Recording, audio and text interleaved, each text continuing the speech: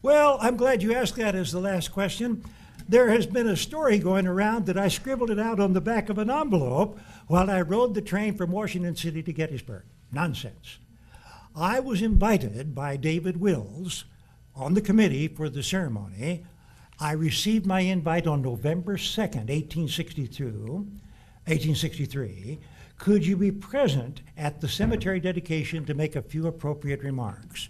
We have our main speaker, Edward Everett, the former president of Harvard. Could you come and make a few appropriate remarks? I knew Mr. Everett. He was the best speaker in the country, but the longest winded. So when they said keep it short, I did that. I wrote it before I left Gettysburg. I wrote it on 2 pages of White House stationery. The Marine Band was on the train with me when I pulled into Gettysburg. Stayed the night at David Wills' home. And I did not have it memorized. I held the 2 pages in my hand, written on Executive Mansion stationery. I know you called it the White House, and so did we, but it still had embossed in gold letters on the upper right-hand corner of each page of stationery, Executive Mansion.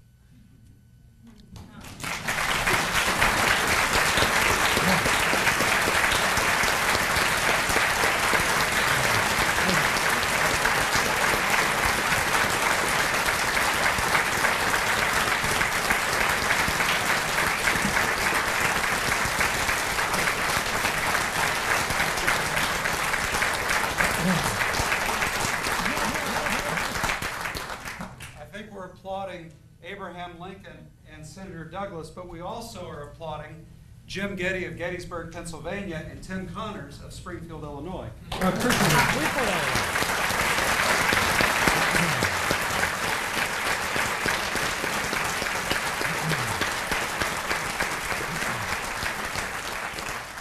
misspoke, Freeport, Illinois. Now, both of these gentlemen are teachers. I think you see they're born teachers. Jim Getty began his career as a teacher way back when and has been playing Lincoln for many years now, and he's had many distinguished appearances, National Theater in Washington, the Library of Congress, other presidential libraries and museums. Very distinguished career as Lincoln. And Tim Connors has a distinguished career in education in the Freeport Public Schools. And in fact, he is the head of speech and theater in the Freeport Public Schools, and many of his students have gone on to championships. His debate and theater and speech students have gone on to championships. So these are both great teachers.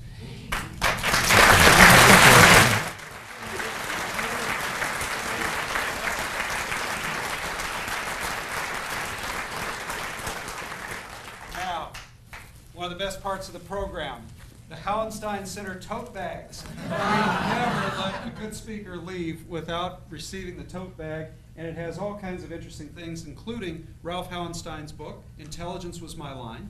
And it also has something that Ralph is famous for, Andy's Mints. So, gentlemen. Thank you. Thank you. Thank you. Thank you. Thank you. Thank you. Thank you. At this point, Elaine Didier is going to return to us. How do you follow an act like that?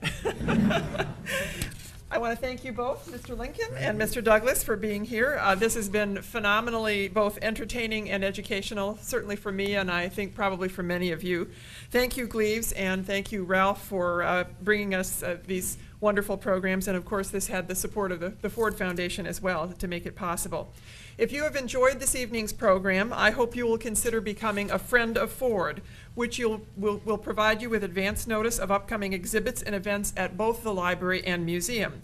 We have a very busy schedule of programs planned for this coming season, both on our own and with the Hauenstein Center, and you don't want to miss out on any of them, given the quality of tonight's program. I want to alert you to a couple of things coming up. This is a very busy weekend here. This is President's Weekend, as you know, and not only celebrating the birthday today, we have Tim Borcher coming from the Nixon Museum to be with us. He is a volunteer at the Nixon Museum, and he is an expert on the White House in miniature exhibit that we have upstairs. He'll be doing guided tours throughout the weekend, so be sure to stop by and meet him and have a chance to get a sneak peek inside the White House exhibit. On Saturday afternoon, Valentine's Day, Bring your Valentine and especially your young ones here. We're having a teenaged author, Noah McCullough, will be here speaking at 2 o'clock on Saturday. He is the author of First Kids, The True Stories of All the President's Children. This is not his first book. He'd already published one at maybe age 10 on presidential trivia. He has done research at the Ford Library, and we've had the pleasure of meeting him, and he's speaking here on Saturday afternoon and on Sunday over at the library. Coming up on President's Day itself, on Monday, we'll have John Schwartz here as George Washington. We have free admission and presidential birthday cake. And then on Monday, we're presenting the Gerald Ford Essay Challenge Awards, and Secretary of State Terry Lynn Land will be here.